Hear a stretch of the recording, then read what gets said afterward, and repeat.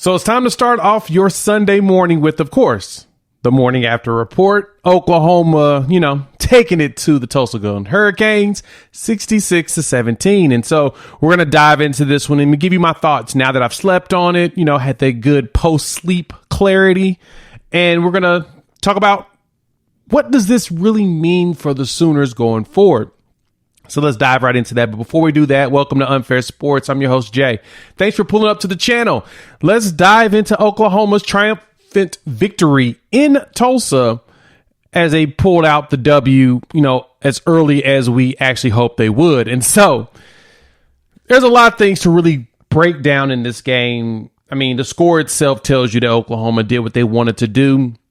There were some spots that were not as bright as the rest of the game, but honestly, overall, I give this game an A-. There was some things that jumped out that I did not, that dropped that grade, I guess you could say, but let's dive right into that first and foremost. So, which side of the ball should we go with? You know what? Let's start with the offense. Let's keep it simple. Offensively, Oklahoma went out there, 28 points in the first quarter, and just had things at will. Now, the game did not start off right.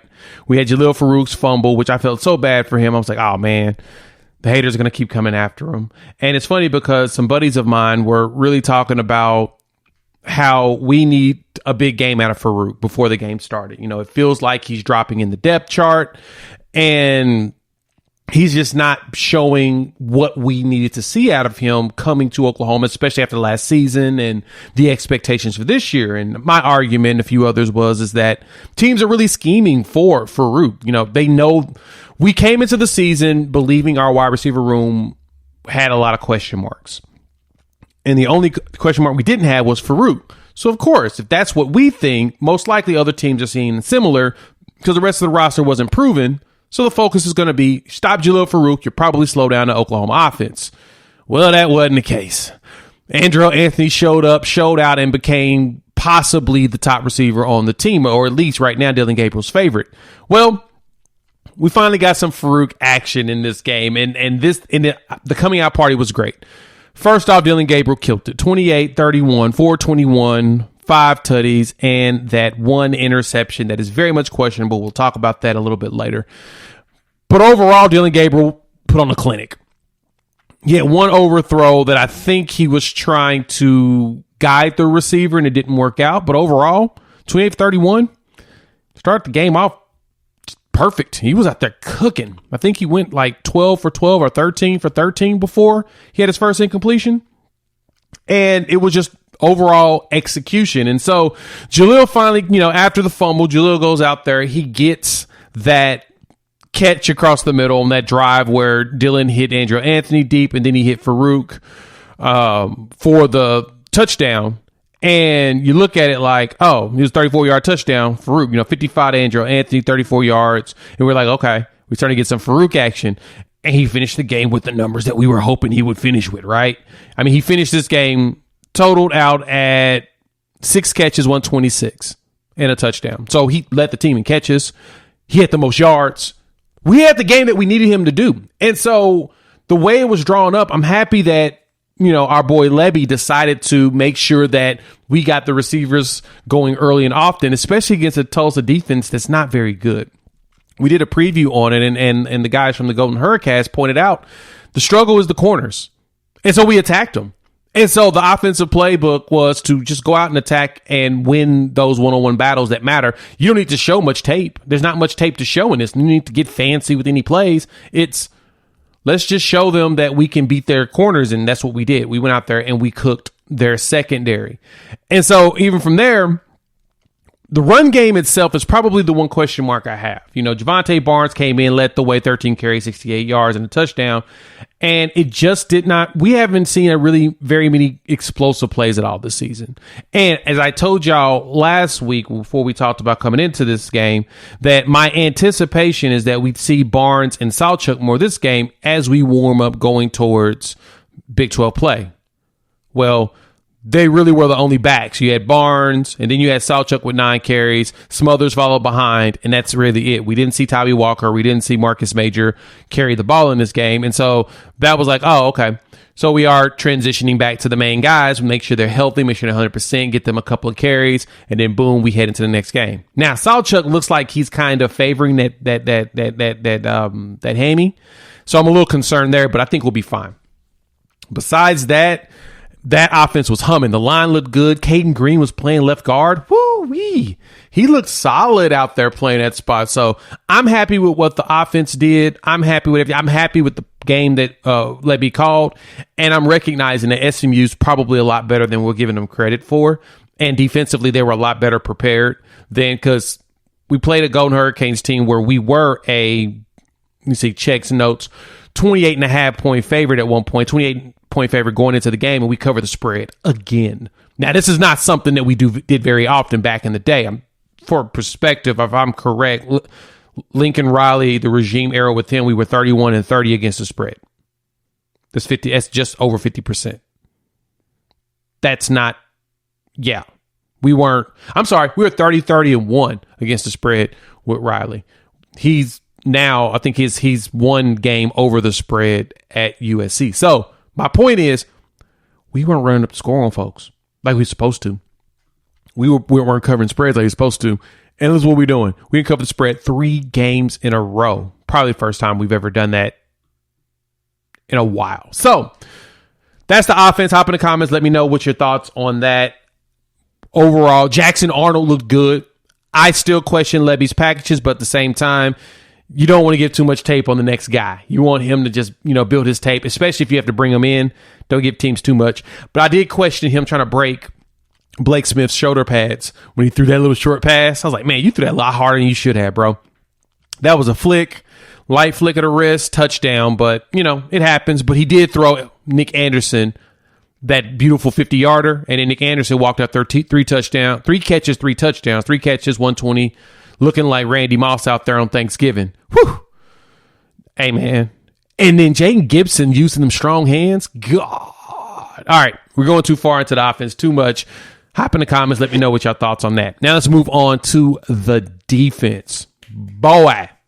5 turnovers. Danny Stutzman says that he wants the Buckets Award winner. He wants the Bednarik Award and the Nagorski. He wants all the defensive awards. Hell, he may even go after the Jim Thorpe Award too, even though he's not a defender, a secondary player, and walking out there with a pick 6 and led us again in tackles, 9 total, 4 solos, and 2 tackles for the loss.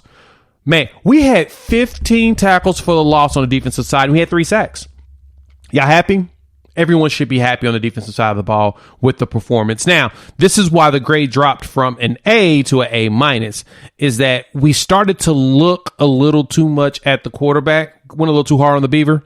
It was recognized quickly, and that's how Reggie Pearson was beat on that double move. That's how Makari Vickers was beat on that deep pass. We got to not look too far into the backfield and keep focused on the formation we need to be in, the scheme that we're doing, focus on that and not try to beat too many plays. Because granted, there was a few plays. There was another pick 6 opportunity out there in the game. I cannot think off the top of my head. Y'all probably know and jump in the comments and remind me, but we had those interceptions were beautiful. Gentry's deep was fantastic. Then Stutzman gets the tip, takes that bad boy for a tutty.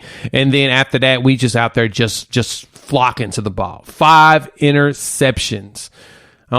Last year we led the Big 12 in picks, and right now we're definitely cooking in picks right now. We're playing a lot better with that. Trace Ford gets almost a pick 6. Feel so bad for him. Big man almost had it, but that was a great read by him. Key Lawrence coming across, and then Kendall Dobie. We got to see Kendall get out there, and he got his picks. And I'm not gonna lie, Kendall looks a lot bigger than I thought he would be. I'm just saying. I didn't realize he looked a lot bigger when I saw that pick. I was like, oh man, that's a big boy. But overall, defensively, he was out there doing it. 3 sacks. PJ Adebaware is telling y'all that he's gonna be on the field a lot. Like, he walks on the field, gets right past, he goes underneath the tackle, the offensive tackle, and gets a tackle for a loss, like on his first play. And then he gets that sack. Whew. That dude's terrifying. Marcus Stripling got himself a sack too. It was like it took us getting to the second unit because I realized too when I was watching it, this team was also playing a lot of max protect. They were really, they had like 6 blockers a lot of the times. There wasn't very many plays that they didn't. We weren't allowing any run. I think our run defense is absurdly good. Absurdly good. We gave us 75 yards in this game and 46 carries. Like literally, they averaged a 1.6 yards a carry. We were not letting runs go through. We gave up 2 big runs in the game, a 16-yarder and a 19, really. But for the most part, our run defense is exactly what y'all want it to be. We're going to go up against teams and we're going to stop them from running. Our line, if anything, our defensive line is doing great. We're not allowing people to run on us. 15 tackles for the loss. To 15. Just prepare yourself when we play next week against Cincy because we're on to Cincinnati. They're going to have problems running against us because that's what our defensive line is really good at. We stuff the run. Now, we got to get better in our zone schemes, especially when we're stopping some of these passes, because when we get in the zone, we've gotten a little comfortable, I guess you could say. And like I said, with the Reggie Pearson, he was becoming a little bit of a liability because it looked like Tulsa recognized that Reggie was looking in the backfield, and it was just bad eyes. And as his pops even tweeted it out, and I agree, Coach. It was just overall, he was looking bad. Now, he did get a good tackle on Gentry Williams off the interception, but outside of that, we got to get Reggie. We brought him to hit people. And he does that very well. And so it's now not looking in the backfield and getting yourself caught with your hands in a cookie jar because that double move got him. Like he had his eyes, he was easily read in that play because as soon as I looked at it and I saw that he was running over, I was like, oh, shoot, he's going for the out route. And that receiver turned straight up and I was like, yep, he jumped on the out route. If Reggie didn't jump on that out route, that's not a touchdown. And same thing with Makari. Makari got beat deep. And Makari, in the zone scheme, he didn't drop back far enough. He let the receiver go too far past him. I think the safety was supposed to be over the top. Not sure. I went back and looked at it. I need a better angle, but at the same time, you can tell that we gave up plays we probably shouldn't have. But the good thing is it wasn't detrimental to the game. We went into the half 38-14, and then from there we turned the heat on. The second half was everything I was hoping it was because Cardell Williams wasn't playing initially, but he had a pretty solid game. 11 for 17, 196, 2 touchdowns, but there's 2 picks. And we was destroying Roman Fuller. I felt bad for the kid. Like everything he was trying to do just was not going to work. And that's why we just kept picking him off. And so defensively, we played a really good game. The rotations were good. Everybody looked like they were prepped. Everybody looked like they knew what they was doing. Kanik was all over the place. He got himself that sack, 2 tackles for the loss. He was disciplined in it. Stutzman, of course, was. And of course, Reggie he was on a part of a tackle for the loss as well as with his 5 total tackles with 3 of them being solo. We were playing good ball. We saw Kip and Kobe. Everybody got out there and they all looked good. That's the thing I can say about the defense. When I did my video, when all the teams were pointing out how fast we are, we look fast. We look fast. We look strong. We look focused. We just got to stop trying to jump on plays. I think it was last week that it was Vickers that had a potential pick 6, but he focused on tackling. And I was like, man, if he had looked a second earlier, that was an interception gone for a touchdown.